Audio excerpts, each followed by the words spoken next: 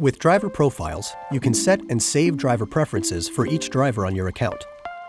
Adjust the front row seat position and lumbar support using the buttons on the side of the driver's seat. Reposition the steering wheel by selecting Controls, then Steering Wheel, and use the left scroll wheel to set it to a comfortable position. Select Mirrors and use the left scroll wheel to adjust each side mirror.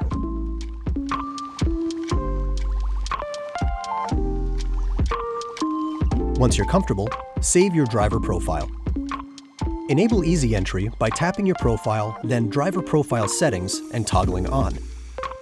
With this setting enabled, the driver's seat and steering wheel will move when entering and exiting Model 3. For multiple drivers, link each driver profile to the driver's phone key, and Model 3 will automatically adjust to the driver profile as they open the door. Select Controls, Locks, Keys, and toggle the driver icon to link to the desired driver profile. The name of the driver profile appears under the phone key to confirm that it's linked.